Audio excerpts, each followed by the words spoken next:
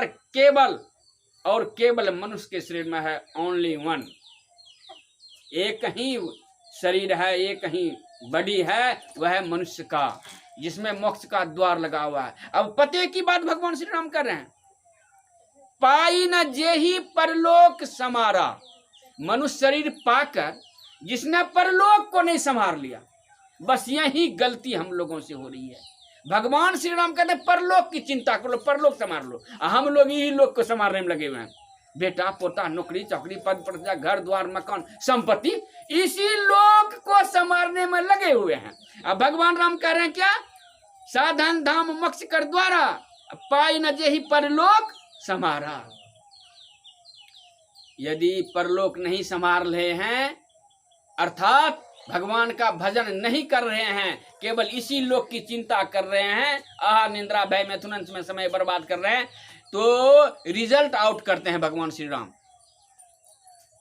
फैसला सुनाते हैं भगवान श्री राम, सो परत्र दुख पावई, वो दुख में पड़ेगा।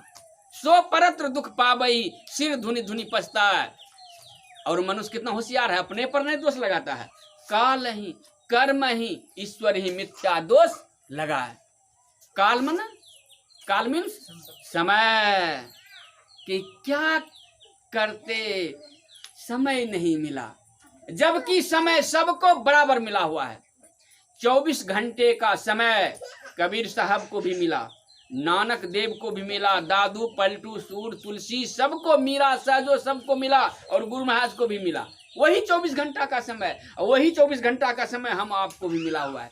उसी 24 घंटा का सदुपयोग करके कोई मनुष्य से, मानव से महामानव बन गया, और उसी 24 घंटा का दुरुपयोग करके अधिकांश आदमी क्या करेगा, कहेगा समय काटे सी, कौन सी में, ताश खेलने में, प्लेइंग कार्ड को ऐसे ऐसे करने में समय काट रहा है। जबकि भर्तृहरि महाराज कहते हैं, कालो न यातो वय में बयाता। काल अर्थात समय को क्या काट रहे हैं, समय को, कालों को क्या काटा हमने, काल ही हमको काट लिया। समय को हम काटना चाहते हैं, समय ही ऐसा काटता है कि आदमी को खाट पर पहुंचा देता है, और उस खाट पर से भी आपके परिवार के लोग उतार करके ठाठ पर रख देता है, और उस ठाठ को 4 आदमी आपके परिवार के लोग पहले उठाएगा और घाट पर पहुंचा देगा, और वहां पर कुछ काठ पर चढ़ा करके आपको राख में मिला देगा, और कहते हैं समय काट रहे हैं। समय को काटिए नहीं, टाइम इज मनी, समय ही धन है।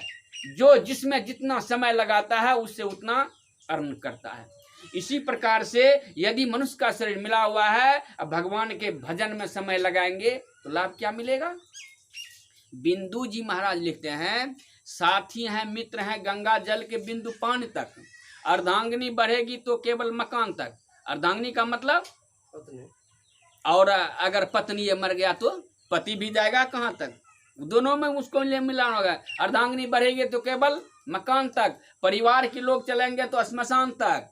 अब बेटा जिसके लिए छठ जितिया चुरचंदा करते हैं, बेटा भी हक निभाएगा तो केवल अग्निदान तक। एक चीज कन्फर्म है, पक्का है, कुछ बेटा कुछ दे ना दे, आपको याग जरूर देगा।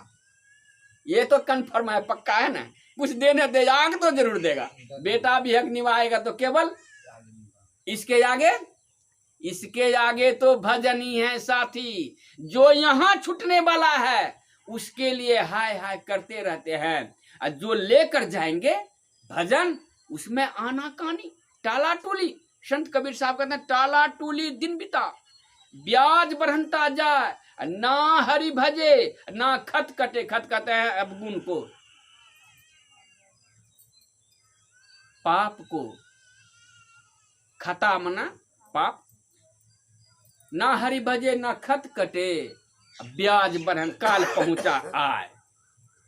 ये है, इसीलिए भगवान राम कहते हैं दोष मत लगाओ कि समय नहीं मिला, काल ही।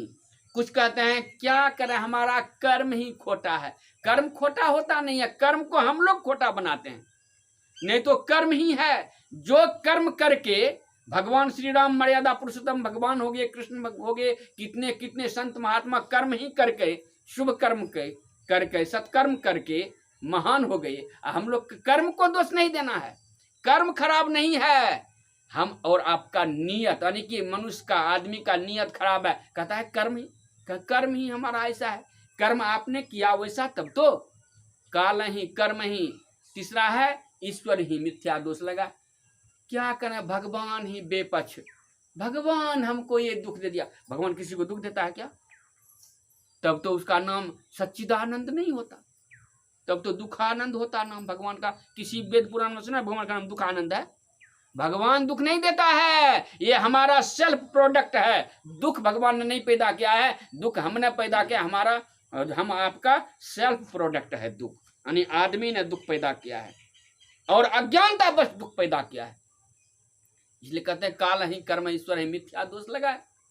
इसलिए दोष नहीं लगाना है। भगवान श्री राम कहते हैं मनुष्य का शरीर मिला हुआ है तो करना क्या है, ईश्वर का भजन। इसीलिए कहा सो परत्र दुख पावै सिर धुनि धुनि पछताए, काल ही कर्म ईश्वर ही मिथ्या दोष लगाए। अब भगवान राम कहते हैं यही तन कर फल विषय ना भाई। अब बड़ा हैरत की बात है, 5 विषय को हम लोग जानते हैं। यही तन कर फल विषय न भाई। आंख का विषय है रूप रानी देखना, अब इसका फल विषय भोग नहीं है, तो आंख से हम देखेंगे नहीं, आंख बंद करके चलेंगे तो गड्ढे में गिरेंगे कि नहीं गिरेंगे। कान का विषय है शब्द सुनना, तो अब कान बंद करके रहेंगे तो ठीक है, निंदा चुगली नहीं सुनेंगे तो सत्संगो भजन तो नहीं सुनेंगे। जिह्वा का विषय है बोलना अर्थात खाना, अब मुंह बंद करके रहेंगे, नहीं बोलेंगे नहीं मुंह खोलेंगे तो भूखले मरेंगे कि नहीं मरेंगे। यही तन कर फल विषय न भाई, मतलब ये जो 5 विषय है रूप रस गंध स्पर्श शब्द, इसको भोगना है लेकिन मित रूप में भोगना है, इसी में पढ़ करके समय नहीं गमा देना है। लेकिन ये स्तन का फल कौन सा विषय नहीं है भाई। भगवान राम प्रजाओं को बैठा करके बोल ये बात कहे हैं। जब भगवान राम की जाने की बारी आई तब बैठाए हैं। रामचरितमानस का अंतिम उपदेश है भगवान श्री राम का। इसके बाद भगवान श्री राम का एक भी उपदेश नहीं है। काकभूषण जी का उपदेश है, संत महात्मा का उपदेश है, शिव पार्वती जी का उपदेश है, लेकिन भगवान राम का अंतिम उपदेश है रामचरितमानस में। यही तनकर फल विषय न भाई। क्यों? तो भगवान श्री राम देखे कि मेरे प्रजाजन अवधवासी अयोध्यावासी दिन रात पूजा पाठ में लगे रहते हैं। पूजा पाठ कैसे करते हैं हम लोग? पांव पे चल के मंदिर जाते हैं, हाथ से अभिषेक करते हैं, नैवेद्य लगाते हैं, आंख से रूप का दर्शन करते हैं, हाथ से घंटी बजाते हैं, आरती उतारते हैं, यही सब विधि है। इसी को हम लोगों ने भक्ति मान लिया। ये पूजा है, भक्ति नहीं है।